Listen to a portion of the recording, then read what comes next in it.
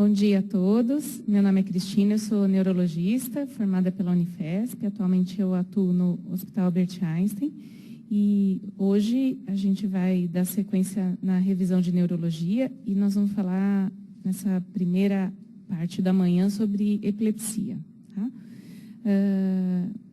Alguns conceitos são importantes da gente relembrar, né? Que são coisas que se misturam um pouco quando a gente fala sobre epilepsia, vem na cabeça epilepsia, convulsão, crise epilética, né? Vem tudo junto e, na verdade, são coisas que têm, como a gente está mostrando aqui nesse diagrama, uma intersecção e é importante que a gente tente separar esses conceitos, tá?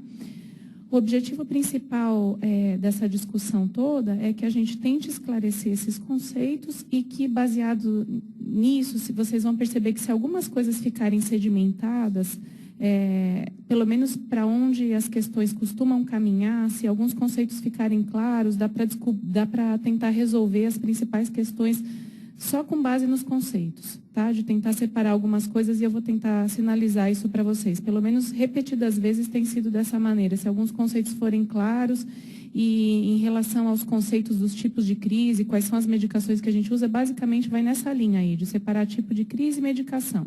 Se vocês forem dar uma olhada e começarem a olhar o que tem para estudar de epilepsia, é um capítulo gigantesco, né? Quando a gente começa a olhar os tipos de epilepsia, tem coisas que são bem mais raras, as síndromes epiléticas, sobretudo na infância, tem vários tipos de encefalopatias, é uma coisa que não tem fim, né? E algumas delas são bem menos comuns. Então, a gente vai falar desses conceitos que são importantes para a gente gravar e, baseando-se neles, a gente consegue, pela descrição clínica, mesmo que a gente não conseguir dar um nome, tentar entender qual seria o melhor remédio, que é até o que a gente faz na prática clínica. Às vezes a gente não consegue dar um nome, mas pelo tipo de sintoma a gente entende qual deve ser o melhor remédio, tá? Isso é um ponto. E o outro ponto é a gente discutir quais são os principais tipos na prática, porque também é menos provável que perguntem para vocês coisas mais raras e também se perguntarem vão cair nas questões muito difíceis, né? A parte de neurologia já é muito pequena. Se a gente ainda for se ater ao que é difícil em neuro, é difícil até para o neurologista. Então, de verdade, também perde um pouco o sentido como revisão para uma prova, né? Aí vai ser uma questão ou outra e provavelmente ninguém vai ter tempo de estudar isso, tá? Então, vamos ficar com o que é mais provável aqui. Então, de conceitos, o que a gente precisa entender? O conceito de epilepsia, quando a gente fala em epilepsia, a gente está se referindo a uma doença crônica, tá? Em que o paciente apresenta crises epiléticas recorrentes, tá? Então, a gente não pode chamar, por exemplo, um paciente que chega no pronto-socorro, que não tem história de nada e que teve uma crise tônico-clônica generalizada, que é o que a gente chama de convulsão. Quando falarem para vocês, o paciente convulsionou, ele teve uma crise tônico-clônica generalizada. Existem vários outros tipos de crise epilética. A convulsão é um tipo de crise, que é a crise tônico-clônica generalizada, né? Então, um paciente que chega com uma crise generalizada, a gente não pode dizer que ele é epilético, né? Ele tem uma crise. A gente pode dizer isso se ele tiver crises recorrentes, tá? Na ausência de uma condição tóxico-metabólica. Por que eu estou dizendo isso? Vamos supor que a gente esteja frente a um paciente, é um terceiro episódio, mas é um paciente etilista. Toda vez que ele para de beber, ele começa a tremer, vê elefante na parede, fica hipertenso, treme e convulsiona. Isso é uma síndrome de abstinência ao álcool, né? Então, ele não é epilético, são vários episódios de síndrome de abstinência ao álcool, tá?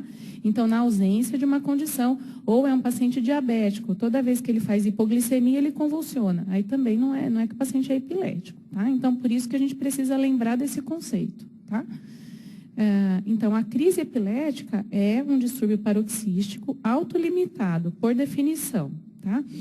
O que acontece durante a crise epilética? Alguns neurônios, ou se a crise for generalizada, isso se espalha por todo o córtex cerebral, tem uma descarga e um disparo, né, excessivo e sincrônico, tá? E isso faz com que aconteça essa manifestação de alteração da consciência, se esse disparo for generalizado ou se ele atingir determinadas áreas. Porque se ele atingir determinadas áreas, a gente vai ver nos tipos de crise, né? O comprometimento da consciência pode acontecer também num outro tipo de crise, que é a crise parcial complexa, né? na crise generalizada e na crise parcial complexa. E a crise parcial não acontece comprometimento da consciência, né? Por definição, é autolimitado. Da mesma maneira, vamos fazer um paralelo aqui para vocês entenderem, da mesma maneira que a crise de enxaqueca. Mas pode acontecer do paciente apresentar uma crise, na sequência outra crise, sem ter uma recuperação entre elas, que é o que a gente chama de estado de mal epilético, né? Que é uma emergência médica, isso é muito importante, sempre cai em alguma prova, alguma questão, e a gente vai abordar isso também no final e todo o algoritmo de tratamento, tá? Então, tudo bem? Epilepsia, crise epilética, tá? E convulsão é um tipo de crise epilética, que é essa crise generalizada, em que o paciente apresenta uma fase de espasmo tônico, então o paciente apresenta uma posição extensora dos 4 membros, ele pode ficar cianótico, porque costuma ter um espasmo tônico até da musculatura respiratória. Não é incomum que quando o paciente apresenta essa fase tônica, quem for mais afoito até, às vezes acaba entubando o paciente, às vezes é difícil, né, nessa situação também. A percepção pode ser até de que vai acontecer uma parada e depois começa uma fase clônica e depois disso tem um período pós-ictal, em que o paciente fica bem sonolento, começa a ter um despertar muito confuso e esse pós-ictal costuma durar mais ou menos uns 20 minutos. Pode acontecer de ter liberação esfincteriana, urinária e fecal e é comum que o paciente tenha muita cialorreia, tá? Tudo bem aí? Então, convulsão é um tipo de crise epilética. Crise epilética existem vários tipos, é um fenômeno autolimitado, decorrente de descarga neuronal, de um grupinho de neurônios, ou de vários neurônios, ou até generalizado, se for uma crise generalizada. E epilepsia é um fenômeno em que acontecem crises recorrentes na ausência de algum distúrbio tóxico metabólico, tá? Então, isso aí a gente tem sempre que lembrar para a gente não classificar uma situação de maneira errada, tá? E aí, as crises epiléticas, por que é importante? Por que cai a epilepsia na prova? Porque é uma situação muito prevalente, tá? Uns 5 a 10% da população vão ter uma crise na vida, tá? Isso não significa que sejam epiléticos, eu falei crise, né? Porque existe uma situação que a gente vai ver que se chama crise sintomática aguda, né? Por exemplo, crise de abstinência ao álcool, convulsão que acontece durante uma hipoglicemia, uso de droga, a gente não pode se esquecer disso, né? E existem situações até sem muito esclarecimento em que pode acontecer do paciente ter uma crise e nunca mais voltar a ter, tá? O fator causal, ele é identificado em 25% dos casos, tá? Então, nas outras situações, a gente vai dizer que a gente está frente a uma crise sintomática aguda, tá? Então, e a gente tem que procurar distúrbios ácido básico ou distúrbio hidroeletrolítico, né? Então, para o cérebro, quais são os eletrólitos que são muito importantes, que a gente tem que colher quando tiver uma crise convulsiva? Vocês se lembram? Então, sódio, né? Cálcio e magnésio, tá? De preferência calciônico, porque o cálcio total a gente pode ter que corrigir para albumina, e sobretudo se for um idoso, às vezes você não tem albumina tão rapidamente. Se tiver calciônico é melhor, né? O potássio, ele não é importante quando a gente fala de crise convulsiva. É claro que vai fazer parte dos exames gerais, para você ter um panorama de função renal e tudo isso, mas o potássio, antes de dar crise convulsiva, ele dá arritmia cardíaca. Tá? Por isso que a gente não vê. O paciente vai ter ou uma paralisia flácida aguda ou arritmia cardíaca, antes de dar crise convulsiva. Tá? A gente não chega a ver, porque dá outros problemas e o paciente provavelmente tem alguma intercorrência e a gente corrige antes de dar algum distúrbio da condução cerebral. Tá? Hipo ou hiperglicemia, tá? Então, geralmente as glicemias aí extremas, abaixo de 60 ou acima de 400, que vão dar esse tipo de problema, tá? Também não é para você culpar uma crise convulsiva com uma glicemia de 250, nem com glicemia de 89, tá? Então, isso não é causa de convulsão. Hipóxia, né? Então isso pode acontecer, se o paciente tiver uma pneumonia, chegar hipoventilando, ele pode convulsionar por hipóxia. Medicamento, então aí tem uma lista bem grande, tá? Já vi crise convulsiva medicando um paciente para dor de cabeça com profenide. Se vocês forem olhar com cetoprofeno, tá? Tá na bula de vários remédios, alguns pacientes vão ter. Tá? Então, quinolona pode acontecer, os carbamapenêmicos, né? Tem vários antibióticos que a gente dá para os pacientes que podem ser causa de crise convulsiva. Tá? Intoxicação exógena, né? E aí, se a gente for lembrar, sobretudo cocaína, anfetamina, né? Todos esses aí podem dar crise convulsiva, né? Abstinência a drogas sedativas, então o paciente que faz uso crônico de benzodiazepínico e ficou sem receita. Ele fica 2, 3 dias sem tomar e pode ter uma crise convulsiva e parar no pronto-socorro, né? Não só drogas sedativas, como o uso também crônico de bebida alcoólica, né? Isso também pode ser causa de crise convulsiva, né? Lesão neurológica aguda, então no AVC agudo, sobretudo no AVC hemorrágico, é mais comum que a gente veja uma crise convulsiva na fase aguda, embora no AVC isquêmico, menos frequentemente a gente também pode ver, né? Então, apresenta um quadro convulsivo no início do quadro e chega com déficit motor, né? Geralmente o quadro é esse, no AVC agudo. Infecção, então as meningoencefalites, vem alguns dias com febre, dor de cabeça, tem uma crise convulsiva e chega no pronto-socorro, né? Então, são todas essas situações aí que a gente vai se deparar e pela história a gente costuma ter alguma ideia do que está acontecendo, né? Difícil que o paciente apresente um distúrbio metabólico sem nada, né? Sem uso de medicamentos, sem alguma história prévia, alguma doença de base. Até pode acontecer, mas é menos provável, né?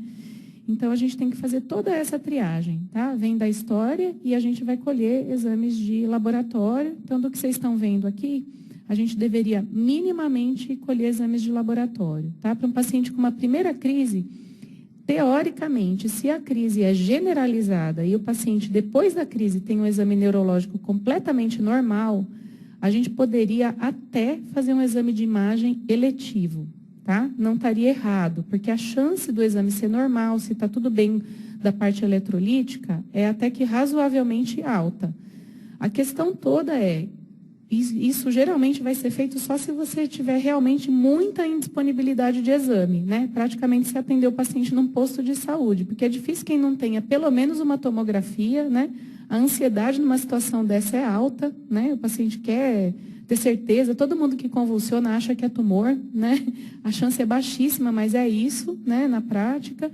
E em tese, se não tem nada de distúrbio metabólico, o exame de imagem é normal, a gente deveria ainda assim insistir em fazer pelo menos um eletroencefalograma, tá? A prevalência na população em São Paulo é de 0,5% mais ou menos, tá? Que é mais ou menos o que tem na população dos Estados Unidos, tá? Segundo a OMS, é a doença cerebral mais comum, tá? É a epilepsia. A incidência ajustada aí é de uns 3%, tá? E a prevalência aí chega até 0,9 a 57 casos por 1.000 habitantes, tá? Então, a gente vê que é uma doença bem frequente mesmo, tá? Além disso, os picos de incidência, que é o que a gente vai ver, é uma doença que é muito do neurologista infantil e depois do idoso, tá? É muito comum a gente tratar de epilepsia no idoso também. Tá? Que é onde aumenta muito a prevalência, vai do 0,5% para o 0,85%. Tá? E aí, como é que a gente vai classificar? A classificação das epilepsias é uma coisa altamente complexa. De maneira nenhuma vou me propor que a gente chegue perto do que é a classificação das epilepsias aqui. A gente vai fazer uma abordagem simplificada, tá? Para que a gente tenha alguma lógica no entendimento da classificação, do uso de medicamentos, e a gente vai falar de algumas síndromes epilépticas principais, tá? Então, as crises epiléticas, elas podem ser focais, que são as crises que a gente chama de crises parciais, ou elas podem ser generalizadas, tá? As crises parciais, elas podem ser parciais simples ou parciais complexas. As crises parciais simples, elas não são as crises em que o paciente não apresenta comprometimento algum da consciência. O paciente é plenamente capaz de descrever a crise. Tá? Então, ele conta a crise do começo ao fim. Tá? Ele não tem comprometimento nenhum da consciência. E a manifestação da crise depende de onde que é o disparo. Então, pode ser uma crise parcial motora. Tá? Então, o paciente apresenta, por exemplo, abalo clônico na mão e na face. Tá? Uma crise parcial sensitiva. Então, o paciente tem um quadro parestésico que vai e volta. Tem um formigamento que vai e volta. Tá? Lógico, geralmente isso precisa ter um formigamento que vai e volta seguindo uma localização anatômica, né? Porque ele não vai ter um foco epilético que migra, né? Então, não é parestesia migratória, né? Que parestesia é uma queixa chata de avaliar, né? E a gente, um diferencial possível é crise sensitiva, desde que o quadro seja sempre de mediado. Tá? Crise autonômica, isso às vezes é um diagnóstico difícil até de ser feito, né? Uma crise autonômica, ela pode se manifestar como uma sensação de mal-estar epigástrico, sudorese, palidez, náusea, tá? Crise visual, em que o paciente apresenta uma sensação, geralmente na crise epilética, o sintoma visual ele é produtivo. Então, o paciente tem sensação de ver alguma coisa, tá? Então, de ver escotomas, de ter alguma manifestação visual em que são sintomas produtivos, diferentes do sintoma visual quando é um quadro vascular, que é um sintoma negativo, a visão é perdida naquele hemicampo. Quando é uma crise epilética, ele vê alguma coisa, tá? Então, ele vê brilho, ele tem uma sensação de olhar e ver alguma coisa brilhando. Isso não acontece quando é um quadro vascular, para a gente diferenciar, por exemplo, de um AVC, tá? No AVC é uma hemianopsia, o paciente para de enxergar. No quadro de crise, não, ele começa a ver flashes, mais ou menos parecido com que é um diferencial, por exemplo, de aura de enxaqueca, tá? E crise até psíquica, então são alterações comportamentais recorrentes. O paciente, de repente, do nada, começa a ficar agressivo, tem que sair correndo e aquilo passa, tá? Tem coisas muito esquisitas de crises parciais, tá? Assim, pra gente que já viu algumas coisas estranhas, assim. Tinha uma crise que eu nunca esqueço de um paciente que ele tinha uma parada comportamental e ele começava a fazer o sinal da cruz repetidas vezes, assim. E aí passava. É bizarro. E era crise mesmo. Quando foi registrado, aquilo era uma crise de lobo temporal. Tá? Já as crises parciais complexas, acontece durante a crise um estreitamento da consciência. Tá? Esse tipo de crise é bem importante da gente lembrar, porque a crise parcial complexa, ela acontece num tipo de epilepsia que se chama epilepsia de lobo temporal, que é a epilepsia mais frequente do adulto. Tá? A gente vai comentar sobre essa epilepsia. Tá? Então, geralmente, o paciente ele tem um fenômeno de aura, tá? Que nas crises de lobo temporal pode ser uma sensação de cheiro ruim, às vezes, o que os pacientes mais descrevem é um cheiro de borracha queimada, que eles falam, tá? Ou uma sensação de aura epigástrica, tem um mal-estar no estômago, eles falam, eu sei que eu vou ter alguma coisa, eles têm esse mal-estar precedendo a crise, e aí isso é seguido de uma parada comportamental. O paciente fica com uma coisa que é chamada de staring, fica com o olhar fixo, como se estivesse atravessando tudo, tá? E aí ele pode manter um movimento de piscamento, alguns automatismos, como se estivesse mastigando, às vezes alguns automatismos de mão, tá? E dependendo do lado do lobo temporal que é comprometido, ele pode até ter alguma fala durante a crise, e aí isso passa. Tá? Ele pode ter um pouquinho de sonolência depois ou não. Tá? Então, é um tipo de crise que nem sempre é fácil de ser identificado, sobretudo para um leigo, né? E, às vezes, o diagnóstico vai ser quando essa crise, depois de ter várias crises, o paciente pode ter uma crise generalizada no meio dessas. A convulsão é mais facilmente identificada. Isso, às vezes, vai passando, né? Como uma coisa, como um fenômeno não esclarecido. Às vezes, o paciente chama de tontura, porque ele tem um mal-estar, sai meio fora do ar e ele fala que tem tontura. Né? E se quem vê não sabe contar o que está vendo, fica difícil de identificar o que é. Tá?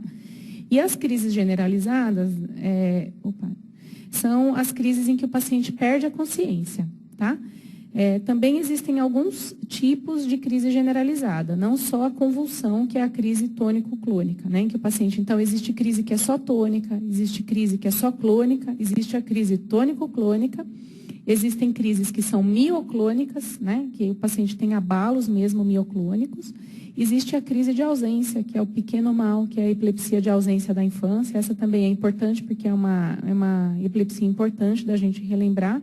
E existe um outro tipo de crise que é menos comum, mas que a gente tem que comentar, que são as crises astáticas, em que o paciente tem uma perda de tônus, ele cai. Tá? Isso é mais comum em algumas formas de epilepsia na infância. No adulto, a gente não costuma ver isso. Tá?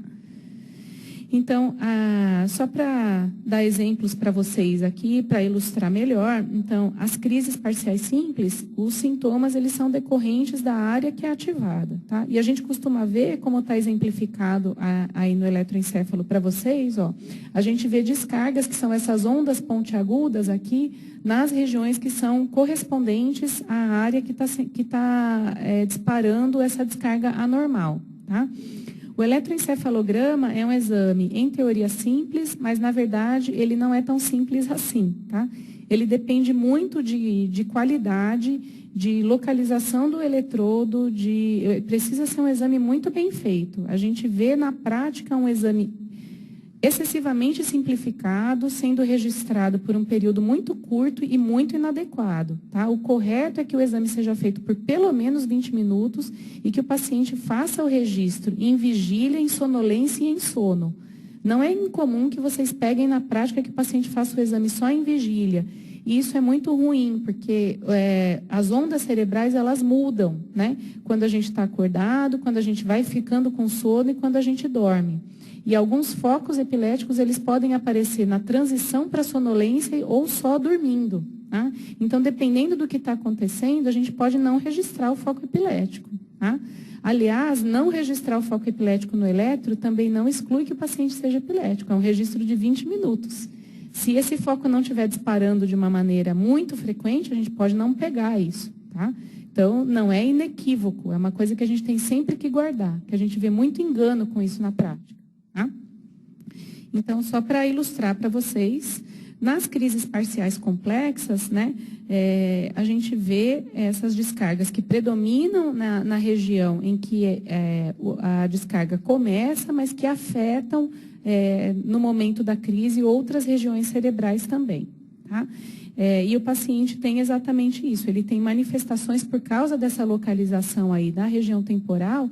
Às vezes o paciente pode ter até alucinações visuais, alucinações auditivas, alucinações olfatórias e fenômenos, inclusive, psíquicos, tá? Por causa da região do lobo temporal, que tem a ver com todos esses circuitos aí das emoções. Então, às vezes, depois da crise, o paciente pode ter até um surto psicótico, tá? E é importante, porque é a epilepsia mais comum que acontece na idade adulta, tá? Então, isso aqui eu tinha falado para vocês, ficou na localização errada aqui o slide. Então, dos tipos de crise generalizadas, tônicas, clônicas, tônico-clônicas, mioclônicas, as crises de ausência e atônicas ou as crises astáticas, que é essa de crise de perda de tônus e que o paciente cai, tá? Geralmente não existe um tipo de epilepsia que tenha crise atônica sozinha, tá? Isso costuma vir numa síndrome. No meio dos tipos de crise, o paciente tem crise de perda de tônus também, tá? Bom, das crises generalizadas, né, o pequeno mal, que é que tipicamente acontece na epilepsia de ausência da infância, é uma crise muito importante. É um tipo de crise de epilepsia muito importante, tá? Porque acontece na idade pré-escolar e escolar, tá? As crises de ausência, elas acontecem da seguinte maneira, né? A criança tem uma parada comportamental, essa perda de consciência não leva a uma perda de tônus, tá? Então, geralmente, ela tem uma parada e um piscamento, tá? E a frequência de disparo dessa crise é de 3 Hz, então, geralmente, isso acontece por 3 segundos, né? A queixa mais comum com que a mãe leva o filho para o médico é de que o filho está tendo perda de rendimento escolar. Tá? E a criança ela está acompanhando a aula e aí, nesse momento, ela não está na aula por 3 segundos. E aí ela continua da onde ela parou. Né? Então, às vezes, o caderno é muito típico, sobretudo se você pega um ditado e tem uma crise no meio, porque ela continua exatamente da onde ela parou. Ela não percebe que ela perdeu um pedaço. Então, às vezes, você vê faltando literalmente um pedaço. Tá? Então, é um quadro muito típico para quem vê a crise, né? E é importante até que o professor que lida com criança nessa idade seja orientado a tentar identificar isso, porque às vezes a criança fica até estigmatizada e é uma condição benigna, potencialmente tratável, tá? Então, a criança é medicada, ela fica bem, é um quadro que você trata e o paciente fica curado da epilepsia anos depois, tá? O prognóstico é bom, tá? Então, e tem que tratar. Aqui é só para dar um exemplo para vocês das fases do que acontece na crise generalizada, que é chamada, então, a crise... Desculpa, ficou o nome, mas eu não comentei, né? A crise de ausência é chamada de pequeno mal e a crise tônico-clônica é chamada de grande mal. Vocês ainda vão ver essa nomenclatura ser usada, né? Então, na crise tônico-clônica, a gente tem, então, essa fase tônica, que começa até com um grito, né? Então, é um grito, é um som gutural e o paciente cai numa fase tônica, depois ele tem uma fase clônica e depois o pós-ictal, em que ele fica bem sonolento, num quadro de torpor mesmo, com muita cialorreia responsiva e depois começa a recuperar. Tá?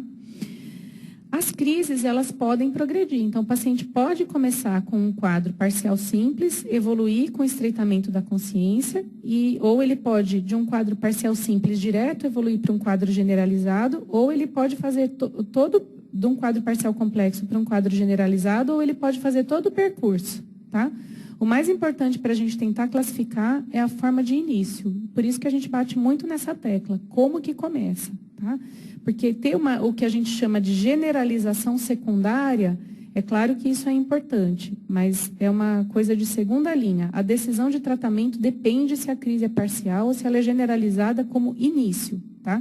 É isso que faz a gente decidir o tipo de medicamento, tá? Porque tem medicamentos que funcionam melhor para as crises parciais, medicamentos que funcionam melhor para as crises generalizadas, tá? E aí tanto faz se parcial simples ou parcial complexa, não importa muito, tá? O importante é classificar em parcial ou generalizada, tá? O tipo de início. Tá? Então, só para a gente voltar um pouquinho no mecanismo, as crises, elas são uma manifestação paroxística, tá? Dessa atividade elétrica do cérebro, e elas acontecem por um desequilíbrio entre excitação e inibição dessas redes neuronais aí, tá?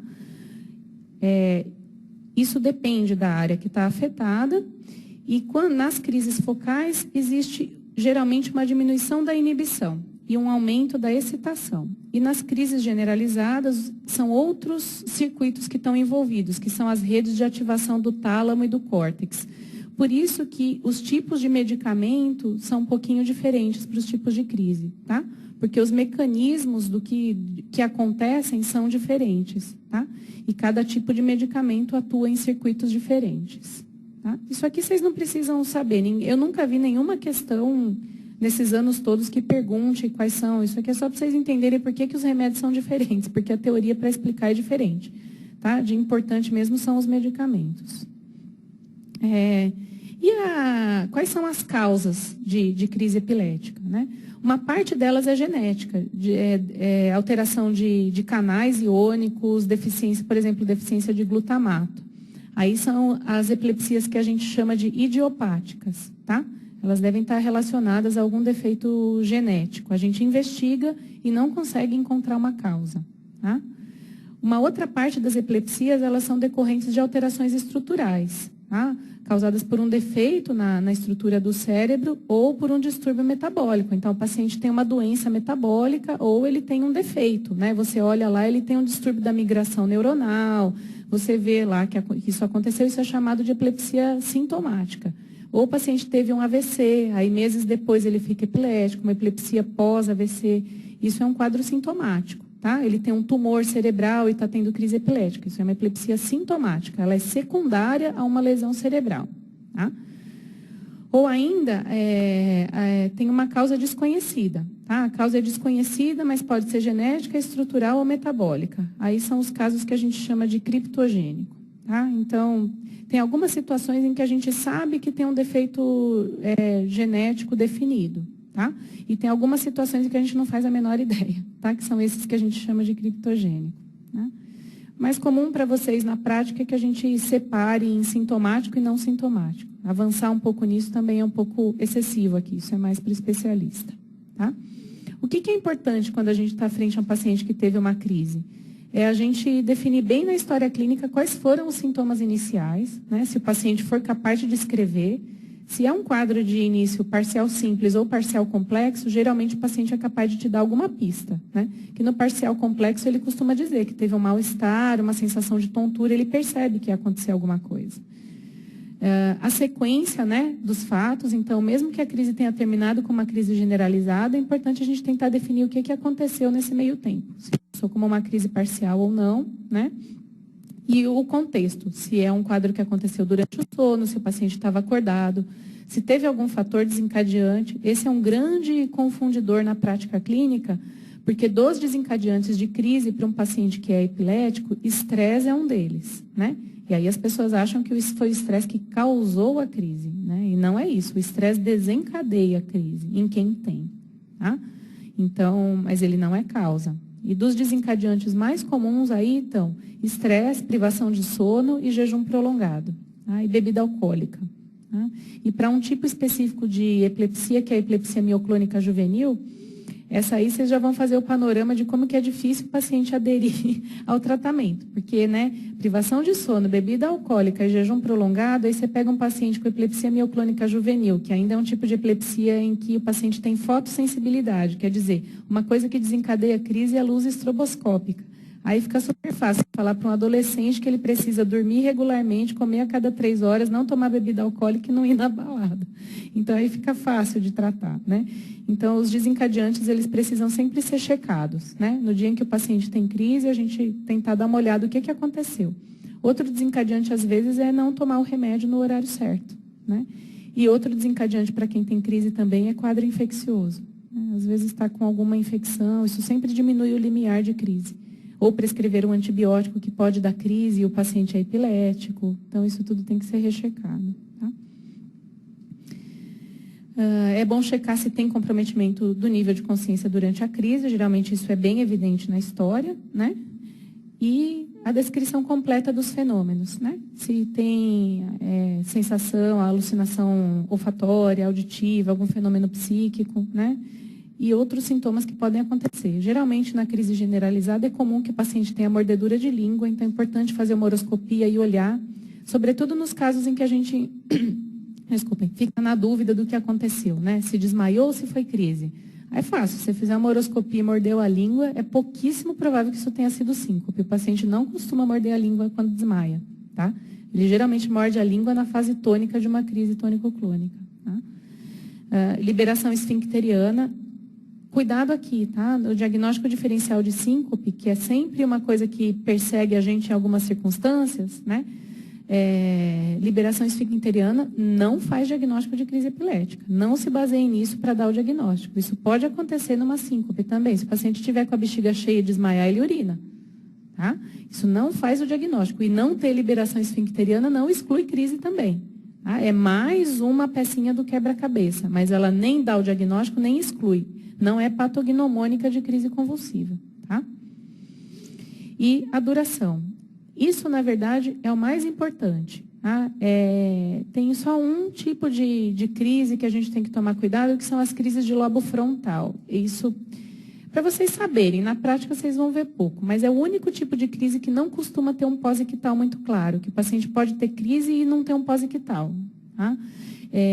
Mas, na verdade, o mais importante para diferenciar síncope de crise convulsiva é a duração. Tá? Porque na síncope pode acontecer do paciente ter uma coisa que se chama mioclonia da síncope. O paciente perde a consciência e ele pode ter uns abalos, e aí fica confusão, convulsionou. Não, pode ter mioclonia da síncope e pode ter liberação esfincteriana. Mas o que faz a gente dar esse diagnóstico, e às vezes vem o neurologista e fala, não, isso foi só uma síncope, é a duração. Tá? Porque a síncope é uma coisa de desliga-liga, né?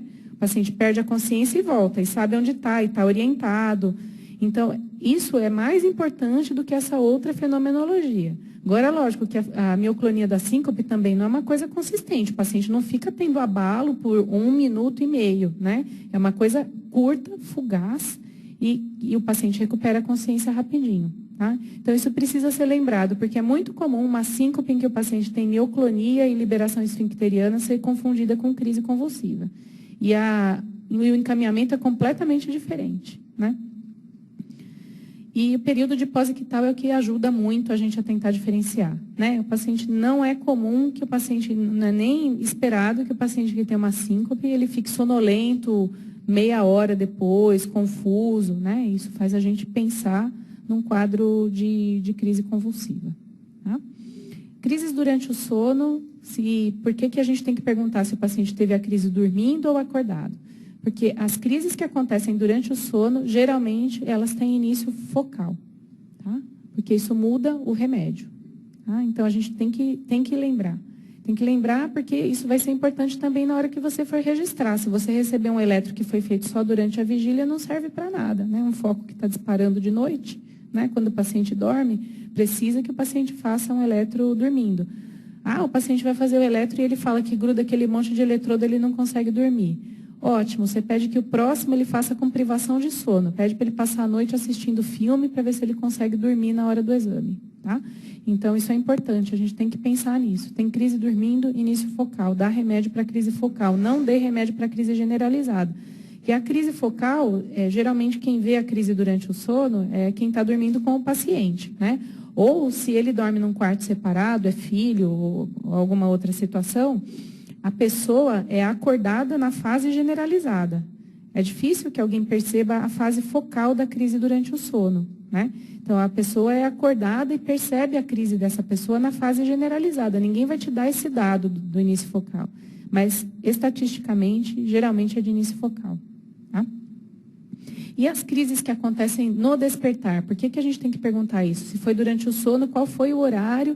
Ou se foi no horário em que o paciente desperta? São horários em que tem mudança das ondas elétricas cerebrais. As crises que acontecem no horário do despertar, geralmente elas falam a favor desse diagnóstico de epilepsia mioclônica. Tá? Nesse horário são as manifestações tipo mioclonia. Tá? E as crises que acontecem durante privação de sono, ou esse relato aí de luz estroboscópica, é um tipo de epilepsia que é bem fotossensível. Tá? No eletro tem uma fase em que eles fazem fotoestimulação, que é justamente para ver se ativa esse foco. Tá? Sinais e sintomas que são pouco valorizados são as auras, né? Uma coisa que a gente tem sempre que perguntar, se o paciente percebeu algum sintoma precedendo o início das crises. Tá? Crise do lobo temporal, tipicamente o paciente pode ter essa sensação visceral ascendente, tem como se fosse uma sensação de, eles falam assim, de um frio na barriga, um mal-estar no estômago, tá? Depois dá uma sensação de angústia, taquicardia, como se fosse uma sensação de pânico quase, tá? E depois pode dar essa sensação de déjà vu, ou de jamais vu, ou de despersonalização, como se a pessoa não fosse mais ela mesma, tá? Ela sente uma coisa estranha, tá? E aí evolui com esses automatismos que eu falei para vocês, manuais ou mastigatórios, e pode acontecer de ter uma postura distônica, tá? De ficar com um braço numa posição anormal, às vezes pode acontecer de ter manipulação genital, ou pode acontecer de ficar fechando o botão, tá? E é o tipo de epilepsia mais comum no adulto, tá? Por isso que a gente tem que saber exatamente, tá? Quando o comprometimento é no lobo temporal esquerdo, que é o lobo dominante da memória e da linguagem, geralmente o paciente não consegue falar durante a crise, tá? Ele fica afásico. Se você tentar falar com ele, ele vai falar talvez uma sílaba, coisas assim. Quando a epilepsia é do lobo temporal direito, pode ser que o paciente consiga falar durante a crise. Então, ele pode até te responder algumas coisas, tá? Então, você falar com ele e perguntar, fulano, ele pode falar, oi, que foi? Vai responder coisas simples assim, mas ele é até capaz de falar, ele nem vai se lembrar, mas ele responde, tá? Bom, aqui tem um quadrinho para a gente falar sobre os diagnósticos diferenciais aí de síncope e de desmaio, tá? Então, o que acontece aí? Vamos falar sobre postura. Eu vou grifando aqui cada linha que a gente for falar, tá bom? Para a gente acompanhar. Então, vamos lá. Aspectos clínicos e diferenciais entre epilepsia, síncope e lipotímia, tá? Então, em relação à postura, a epilepsia não depende do paciente estar em pé, deitado, sentado, ela vai acontecer em qualquer postura, tá? Geralmente, síncope é mais comum que o paciente esteja em pé, mas de verdade isso aqui ficou desse jeito, essa tabelinha, mas eu diria para vocês que depende. Se a gente estiver falando de uma síncope vasovagal, né, ou por hipotensão postural, é mais comum que aconteça quando o paciente se levante, né? Agora, se a gente estiver falando de uma síncope cardiogênica, por exemplo, por uma arritmia cardíaca, um hipofluxo, né? Isso pode acontecer em qualquer posição. Aliás, é o que vai fazer a gente pensar em outros diagnósticos, né? Se o paciente desmaia sentado, a gente tem que procurar um diagnóstico cardiológico, porque isso não é comum, né? O comum da síncope clássica vasovagal é que o paciente levante e desmaie, né? Ou que ele desmaie em situações em que a gente exacerba o reflexo vasovagal, durante a evacuação, durante a micção, né? Então, uma história bem comum é o paciente obstipado, que vai evacuar no meio da noite, né? Ou que está com diarreia de noite. A pressão já está mais baixa porque está dormindo, né? Aí levanta, tem uma baita diarreia, reflexo vagal, desidrata, aí tenta levantar do vaso e desmaia, né? Essa é uma história, por exemplo, mais típica, né? Em relação a pródromos, né? Na epilepsia, os pródromos são sintomas produtivos, né? Então, de ter alucinação, mal-estar, uma alteração visual produtiva, né? Na síncope, os pródromos são sintomas negativos, né? Então, de ter uma sensação de escurecimento visual, de desfalecimento, né?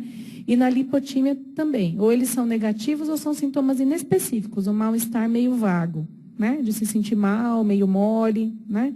Liberação esfincteriana, ela é comum na epilepsia, é rara, mas não é impossível na síncope, tá? Pode acontecer, e na lipotímia a gente não costuma ver, porque não tem motivo para isso, tá? Movimentos involuntários a gente costuma ver com frequência na epilepsia, na síncope raramente, mas pode acontecer da gente ver mioclonia na síncope, tá? Que pode ser confundido com crise convulsiva. E na lipotímia a gente não costuma ver, porque o paciente não perde a consciência. A pele, no paciente epilético, quando acaba a crise, geralmente o paciente está ruborizado e na fase tônica, por exemplo, ele pode estar cianótico, né? Porque ele faz uma hipóxia. Ruborizado porque durante a crise, no final da crise, ele tem uma descarga maciça de adrenalina. Então, depois de uma crise generalizada, ou depois até de uma crise parcial complexa, o paciente tem descarga de adrenalina. Então, ele fica hipertenso, taquicárdico e ruborizado. Isso é uma outra coisa que faz a gente pensar em crise, quando a gente não sabe direito o que está acontecendo, tá? Na síncope, na lipotímia, o paciente fica pálido, tá? E na lipotímia pode nem dar tempo de ter palidez. Mordedura de língua é coisa de epilepsia, né? Quadro pós-ictal também é coisa de epilepsia, assim, um pós-ictal no sentido de ter um quadro confusional, ficar sonolento, né? Na síncope, na lipotímia, o paciente apaga e volta, né? Na lipotímia, ele nem apaga. O eletroencefalo, a gente vê alteração, mas olha só a porcentagem, ela varia de 50% a 90%, quer dizer, metade dos casos, é bastante paciente que a gente pode perder um diagnóstico no eletroencefalo convencional, né? Na síncope e na lipotímia, lógico, a gente não vê nada, nem esperaria. E o eletrocardiograma, que não é para se alterar nas epilepsias, nem na lipotímia e na síncope. Eventualmente, a gente pode ver alguma alteração se for relacionada a um quadro de origem cardíaca, tá? Então, só para a gente dar uma passada geral de como é que a gente tenta separar quando a gente fica na dúvida, tá? São alguns pontos que são importantes aí para a gente tentar separar, mas a gente não pode se basear só em movimento voluntário e liberação de esfíncter. Muita gente vai por aí. Tem outras coisas que são importantes, tá? O resto a gente tem que levar em consideração, tá? O eletro, então, para vocês darem uma olhada, então a gente tem vários canais aí para registrar.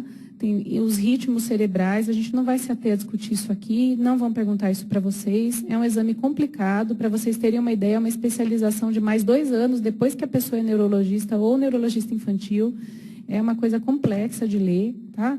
E é um exame que também a interpretação depende do contexto, tá? Então, é um exame que é complicado. Mesmo para o neurologista geral, não é fácil interpretar um eletro, tá? São páginas e páginas ali para ler. Mas para mostrar para vocês num exame que é bem evidente de olhar, o que a gente vê são assim, espículas que convergem em 2 canais, então a gente sabe que o foco epilético está aqui, tá?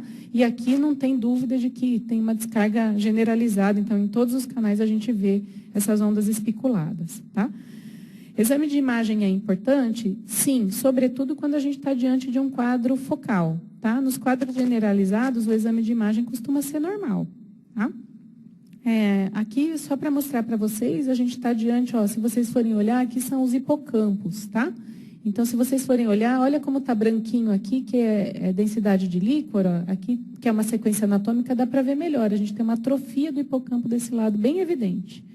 Isso é uma coisa que está relacionada à epilepsia de lobo temporal no adulto, que é uma coisa que se chama esclerose mesial hipocampal, tá?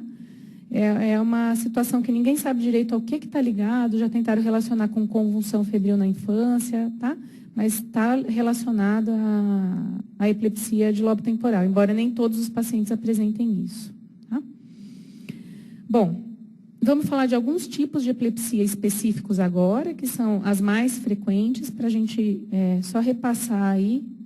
Então, a epilepsia de ausência da infância, do pré-escolar e escolar, as crises de ausência, né, que duram de 5 a 25 segundos no máximo. No eletroencefalo, a gente vê essas descargas generalizadas, que são síncronas, com essa frequência de 3 Hz, e o exame de neuroimagem é normal, como a gente esperaria das epilepsias generalizadas, tá? E o tratamento, ele é feito com ácido valproico ou etosuximida, tá? Etosuximida a gente usa menos no nosso meio. O que vocês precisam guardar, assim, vocês vão ver depois na outra tabelinha, tá? É uma epilepsia generalizada, ácido valproico entra como as medicações de primeira escolha, tá? Podem guardar epilepsia de ausência com ácido valproico, porque isso cai. Geralmente eles descrevem uma criança, idade escolar, mãe levou no médico com queixa de dificuldade, ou eles perguntam assim, qual é o exame que vai dar o diagnóstico? Ou eles perguntam, o exame deu isso, qual é o remédio? Tá? As perguntas vão nessa direção.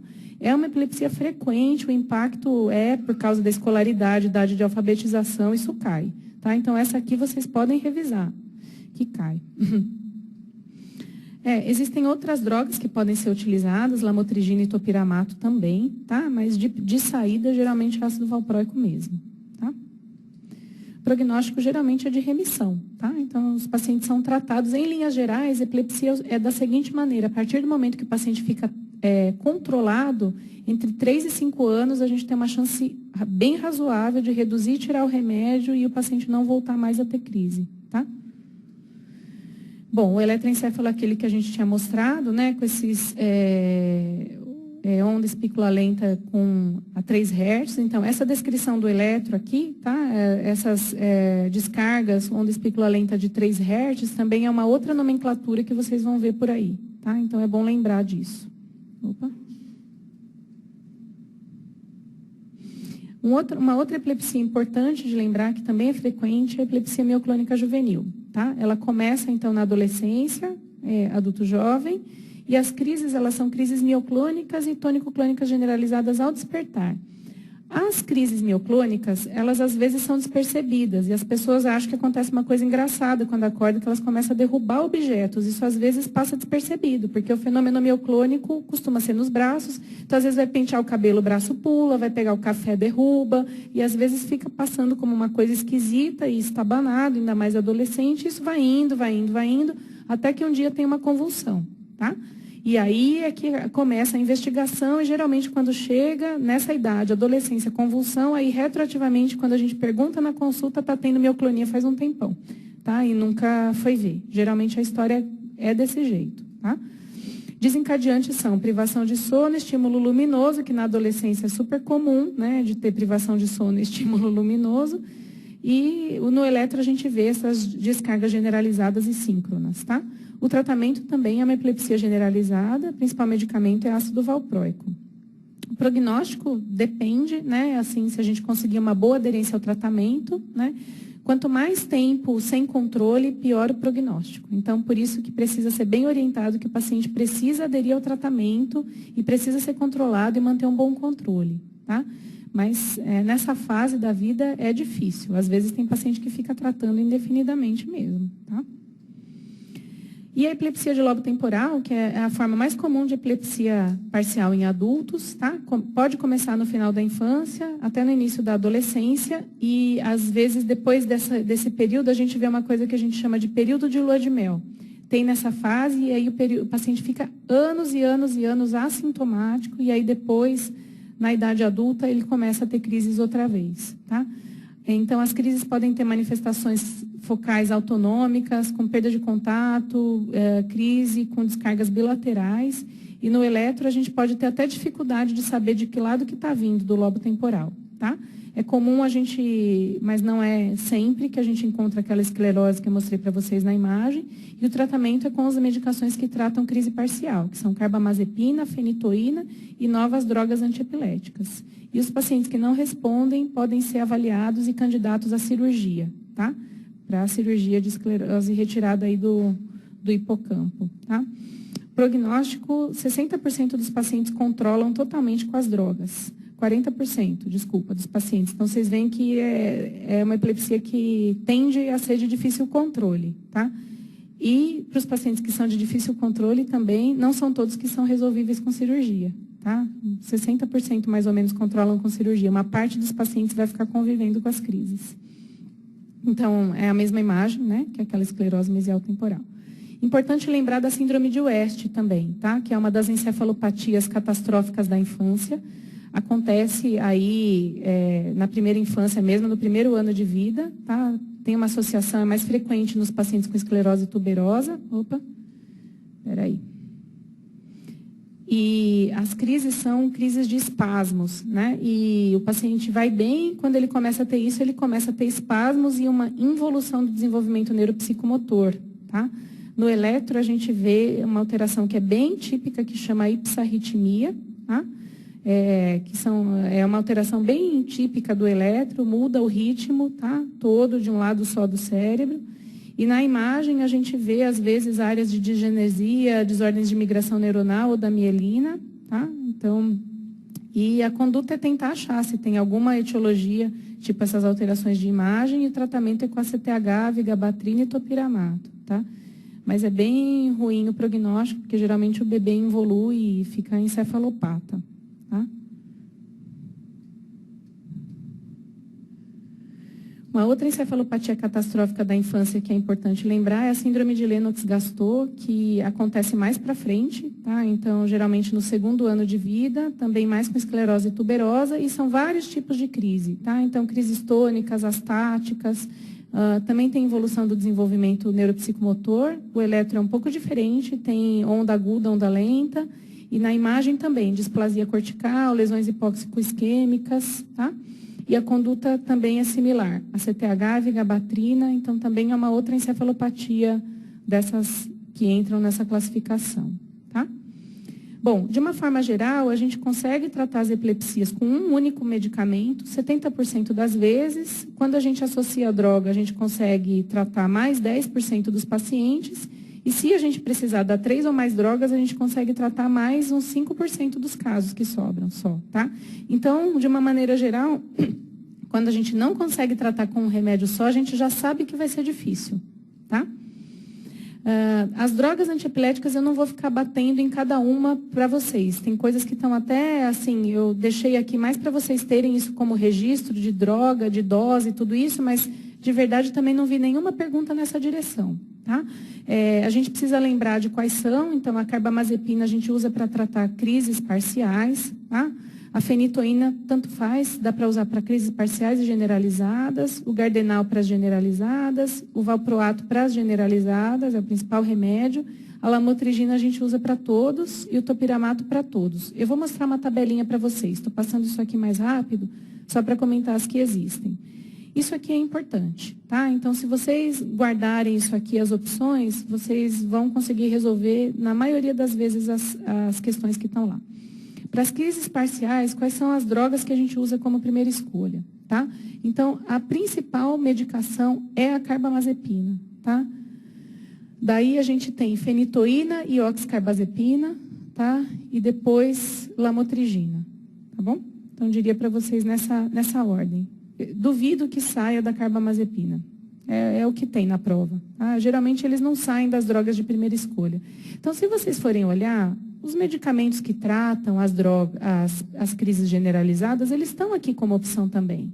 É que são opções de segunda linha, tá? Não é a melhor opção, mas às vezes o paciente tem alergia, tem alguma intolerância, faz um efeito colateral. A gente vai tentando da primeira para a segunda linha. Às vezes não é a melhor opção, mas às vezes é o que dá para dar. Né? Tem uma série de coisas no nosso meio mais ainda, porque tem possibilidade financeira, tem outras coisas que entram no jogo, né? Até possibilidade de tomar o medicamento na posologia correta, né? O gardenal é um remédio fantástico, porque o paciente toma uma vez por dia, né? Fazer tomar a cada 12 horas, a cada 8 horas, um remédio cronicamente não é para qualquer um. Até a gente, se for tomar, é complicado, né? Então, a gente tem que pensar em tudo isso quando vai escolher um remédio. Mas o que cai na prova é isso aqui. Tá? Então, se vocês guardarem carbamazepina, já está excelente. Tá? E para as crises generalizadas, a primeira escolha é o valproato. Tá? Então, aqui depois entra lamotrigina e topiramato, tá? Se vocês forem olhar. Zonizamida nem tem no nosso meio, tá? É importação, e aí fenitoína. Então, se vocês forem olhar, pelo que está definido, a gente vê muita prescrição de fenitoína e gardenal, que são coisas que estão lá para a segunda escolha em tudo, né?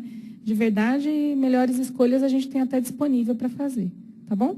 Então, se vocês guardarem carbamazepina para crises parciais e valproato para crises generalizadas, dá para sair do outro lado tranquilo, tá? que acontece com o idantal? Por que a gente usa muito? Porque é o que a gente tem EV, né? Então, é muito comum que o paciente chega, a gente idantaliza e deixa o idantal mesmo, né? O paciente já tomou na veia, então já fica com ele mesmo. Mas, de fato, de manutenção, o idantal é um remédio muito chato, porque a dose que trata é muito próxima da dose que intoxica. E aí, às vezes, você começa a ficar, e aí, às vezes, é mais fácil trocar do que ficar tentando manter. Tá? Para a mulher, tem muito problema a fenitoína, dá hirsutismo, dá hiperplasia de gengiva, descompensa a glicemia, então o idantal não é uma boa escolha para paciente que é diabético, tá? Então tem uma série de coisas que a gente tem que pensar quando a gente vai escolher uma droga de manutenção, tá? Tudo bem? Acho que para resolver isso aí ajuda bem, tá? Vamos repassar aqui estado de mal epilético, que é uma situação importante, e resolver algumas questões, tá? Estado de mal epilético é uma emergência médica, tá? Eu vou passar algumas definições para vocês. Então, mais de 20 minutos de atividade epilética contínua, 3 ou mais crises em 1 hora, crises múltiplas sem total recuperação da consciência. Crises não convulsivas sem recuperação da consciência. Mas, de verdade, o que importa é uma crise com duração superior a 5 minutos. Na prática, chegou convulsionando na sala de emergência é estado de mal, porque até chegar no pronto-socorro, a não ser que estava ali e acabou de convulsionar, é estado de mal, né? A gente tem que tratar, tá? Por quê? Porque é risco de vida se não for tratado, tá? Um estado de mal epilético sem tratamento, o paciente entra em falência de múltiplos órgãos, tá? Então, as causas mais comuns é um paciente epilético que parou de tomar remédio, infecção do sistema nervoso central ou distúrbio metabólico, AVC, intoxicação exógena e algumas vezes a gente não consegue determinar o que está acontecendo, tá? Então, o que vai ajudar é a gente começa a dar um atendimento inicial e tenta ver se a gente consegue estabelecer alguma história clínica, tá? Bom, primeiro passo é o ABCD, né? Então, tem que dar um suporte ventilatório e suporte hemodinâmico no que for necessário, tá? O segundo passo é descartar hipoglicemia e alteração metabólica. Então, você tenta ver se dá para checar a glicemia, já colhe o laboratório enquanto pega acesso, se não, na dúvida, dá tiamina e dá glicose, tá? É melhor dar glicose se for uma hiperglicemia do que deixar ele com hipoglicemia, se for demorar muito para medir uma glicemia, tá? E o que mais? Terceiro passo, diazepam endovenoso, tá? De 5 a 10 miligramas por quilo, e a gente tem que fazer isso lento, 1 a 2 minutos, tá? E você vai repetindo, tá? Pode repetir depois de 5 minutos se o paciente não sair, no máximo 30 miligramas. Até 30 miligramas dá para fazer. O que a gente faz na prática? A meia-vida, o diazepam ele vai circular por um período máximo aí de 20 minutos, tá? Então, idealmente, você faz uns 10 miligramas aí para um paciente adulto com peso médio aí de 70 quilos e já prepara a fenitoína para infundir. Porque a fenitoína, em média, vai correr nesse tempo em que o diazepam está lá. Ninguém fica fazendo diazepam até dar 30 minutos, daí vai preparar a fenitoína. Tá? É tudo ao mesmo tempo agora. Tá? E, enquanto isso, alguém está checando outras coisas, né? Estado de má emergência, o material de intubação está ali do lado, é assim que funciona. Tá? Então, faça o primeiro diazepam, vai fazendo o segundo enquanto alguém está diluindo a fenitoína. Tá? A fenitoína a gente vai fazer nessa dose aí de 15 a 20 miligramas por quilo. A velocidade de infusão tem que ser essa aí, de 50 miligramas por minuto, não pode ultrapassar essa velocidade de infusão. Tá? Então, se necessário, você pode completar para 30, tá? Então, se você fez 15, você pode fazer mais 15. Se você fez 20, você pode fazer mais 10 miligramas por quilo, tá? Tem que diluir em soro fisiológico, tá bom? E aí você corre a fenitoína, enquanto isso você vai fazendo o diazepam, se o paciente estiver convulsionando, até que ele saia, tá? E se, aí você terminou de correr a fenitoína, e se você já fez 30 miligramas de diazepam, já terminou de correr a fenitoína, já completou para 30 e o paciente não saiu. Aí é fenobarbital, tá? A dose é a mesma da fenitoína, mas a velocidade de infusão é o dobro. E se o paciente ainda não foi entubado, pode preparar para entubar, porque ele vai rebaixar com essa dose de fenobarbital, certeza, tá? É uma dose que rebaixa mesmo, tá? Então, aqui ele vai ser entubado, se ele ainda não foi, tá bom? A velocidade de infusão é o dobro e a gente começa a correr e vamos torcer para isso se resolver. Se não se resolver, vamos lá. Vamos só repassar aqui o que a gente fez até aqui, então. Então, chegou o paciente em estado de má epilético. Suporte ventilatório hemodinâmico, descartar hipoglicemia e alteração metabólica. Se a gente não conseguir fazer isso rápido, já vai dando tiamina e glicose. O ideal é colher laboratório aqui já. Diazepam. Enquanto você está lá fazendo diazepam, alguém está preparando a fenitoína. Tá? começa a fazer a fenitoína, a dose é de 15 a 30. Geralmente a gente faz metade, no máximo 20 miligramas por quilo nessa primeira infusão. A velocidade de infusão é de 50 miligramas por minuto. Tem que diluir em soro fisiológico, né? E aí a gente corre o Idantal. Se não sair, você pode ir fazendo mais diazepam enquanto está correndo a fenitoína, porque ela vai correr devagar, tá? Se a gente for considerar aí, vamos colocar, um adulto que pese 80 quilos e você vai fazer 20 miligramas por quilo, tá? Vão ser 1.600 miligramas de fenitoína. Se a gente for correr 50 miligramas por minuto, né? Vamos calcular aí mais ou menos quanto que vai ser 50 miligramas a cada minuto. Se a gente for dividir 1.600 por 50, vai dar um pouco mais de 30 minutos, né? Que a gente coloque para correr em 40 minutos, mais ou menos, arredondando, né? Então, se durante esses 40 minutos o paciente for convulsionando, você pode ir fazendo diazepam até no máximo 30 miligramas, tá? Terminou de correr a fenitoína, não parou de convulsionar, você pode fazer mais uma dose e completar até 30 miligramas por quilo. Então, se você fez 15, você pode fazer mais 15. Se você fez 20, você pode fazer mais 10. Tá? Termina de correr essa dose.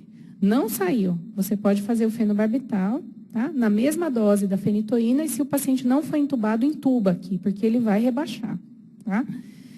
Se você fez tudo isso e o seu azar, ele ainda continua convulsionando. O próximo passo é sedação contínua. Tá? E aí, a gente vai fazer uma sedação ou com midazolam, você pode fazer um bolos e ligar uma manutenção, ou propofol, ou tiopental, tá? O ideal, que é uma coisa que a gente não costuma ter disponível em todos os hospitais, e a gente sabe que são poucos, é que a gente tenha daí um eletroencéfalo contínuo. Senão é igual você tratar uma arritmia sem monitor cardíaco. Infelizmente, né? É no chute. Se você vê alguma manifestação, você vai lá e chuta um remédio. Né? Porque a gente não tem como saber, o paciente pode entrar numa situação que se chama estado de mal não convulsivo. Ele pode ficar com descarga cerebral contínua sem manifestação motora. Tá? Então, o ideal é que a gente tenha, no mínimo, você consiga rodar um eletroencéfalo, mas tem muito hospital que nem isso tem. Né? Então, a gente torce para ele estar bem, e aí você tem que deixar uma droga de manutenção, e aí ou fenitoína ou fenobarbital que você já deu, ou os dois, né? E acompanhar e tentar escanear as causas. Tá? Então, aí são os exames de laboratório, tomografia, considerar colher um líquor, tentar um eletroencéfalo, tá bom? Então, isso aqui, pelo menos essa conduta inicial tem que saber, porque vocês vão se deparar com isso em algum momento e vai cair em alguma prova, tá? Então, desencadeantes, má aderência ao tratamento, mudança recente no esquema de remédio, às vezes estão trocando o remédio, pode acontecer, associação de remédios que podem reduzir a eficácia das drogas antiepiléticas, problemas clínicos agudos, então distúrbio metabólico, febre, né? Trauma de crânio é outra causa, né? Se o paciente tiver um médico que for possível falar, não é a realidade na maioria das vezes, né? A gente tenta considerar um novo exame de imagem e colher um líquor, tá? Então, se a crise já tiver parado, se for uma crise isolada e já parou, não tem que fazer diazepam. A gente vê muitas vezes fazerem diazepam no pós-ictal, não tem sentido. É para fazer esse paciente chegar com manifestação motora, tá? Tem que tentar corrigir a causa de base, se for um distúrbio metabólico, né? E usar a droga se tiver lesão estrutural, tá? Isso aí não é muito definido, mas geralmente a gente dá, né? Então, se o paciente tem um tumor e convulsionou, é difícil que você deixe o paciente sem nenhuma droga, né? Porque a chance dele voltar a ter, é provável que isso vai acontecer, tá? Embora isso não seja bem estabelecido, vocês vão ver que na maioria das vezes o paciente vai ficar com um medicamento, tá? Essa coisa aí de deixar a fenitoína por 12 semanas, depois retirar lentamente, e, por exemplo, nos casos de trauma, né, não é consenso. Tá? Então, vocês vão ver muitas vezes o paciente teve um trauma de crânio, uma contusão, ficou com uma medicação profilática, não teve crise nenhuma. Isso daí não é muito consenso, mas vocês vão ver muitas vezes que na prática clínica isso acontece. Tá? Na crise isolada, a gente só vai dar medicação antiepilética se o paciente tiver um alto risco de recorrência. Se você investigou e está tudo normal, a chance dele ter uma crise é baixa. Tá? Então, o paciente que teve uma crise única, os exames de sangue são normais, imagem é normal e eletro é normal, você tem que explicar para ele que a chance dele não ter crise é maior do que 70%. Tá? Então, a gente tende a não medicar e observar, e só medicar se ele tiver uma segunda crise. A não ser que ele seja motorista de ônibus escolar, né? Aí tem algumas situações que ele não pode ter uma segunda crise epilética, né? Aliás, tem algumas situações em que, de verdade, ele não deveria mais nem trabalhar, né? Se ele for piloto de avião, acabou a profissão, né? Que ele não pode ter uma outra crise convulsiva pilotando, né? Então, é isso, né? Agora, se tiver uma alteração, daí a chance de recorrência inverte. Aí ela fica maior do que 70%, a gente tem que tratar, tá? Vamos lá. Vou resolver duas questõezinhas aqui. Um paciente de 2 anos de idade deu entrada num serviço de emergência com crises convulsivas generalizadas às 6 horas e não recuperou a consciência. No exame, ele está saturando 89% e a pressão arterial, pulsos e frequência cardíaca são normais. Com relação ao diagnóstico e à conduta inicial, o paciente se encontra em estado de mal epilético e precisa de reposição volêmica e diazepam intravenoso, reposição volêmica, oxigênio e diazepam intravenoso, reposição volêmica, oxigênio e ataque de fenobarbital, oxigênio e diazepam intravenoso, reposição volêmica, oxigênio e ataque de fenitoína. Qual deles? Oxigênio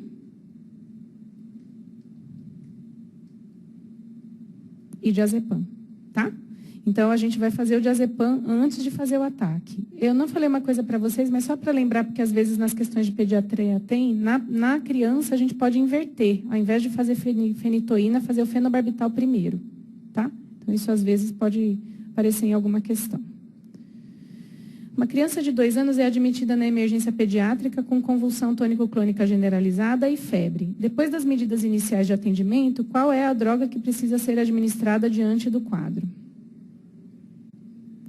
Vamos lá. Crise convulsiva generalizada e febre. Carbamazepina, paracetamol, fenobarbital, valproato de sódio ou diazepam. Qual é o remédio que precisa ser administrado imediatamente? Está convulsionando, tem que dar diazepam. Então, a gente tem que, né, foco, tem que tirar da crise. A emergência é essa, né? O paciente chega à emergência com crises convulsivas de repetição. Ele já usou diazepam para o controle agudo das crises, que se repetem em alguns minutos. Qual é a medicação para evitar novas crises? Fenitoína, topiramato, oxcarbazepina, ácido valproico ou carbamazepina. E agora? Fenitoína, né? Então, o paciente está em estado de mal epilético, você já deu diazepam. Qual é a próxima droga, tá? Então, o estado de mal cai. Vocês têm que dar uma olhadinha nesse algoritmo aí em algum momento, tá? Menino de 9 anos vem à consulta por deterioração do rendimento escolar. A professora contou à mãe que ele, às vezes, parece ficar preocupado, longe, tem episódios em que fica piscando e ainda demora para responder ou dar resposta sem sentido. No exame físico, ele está normal. Qual o exame complementar que, com maior probabilidade, esclarecerá o diagnóstico?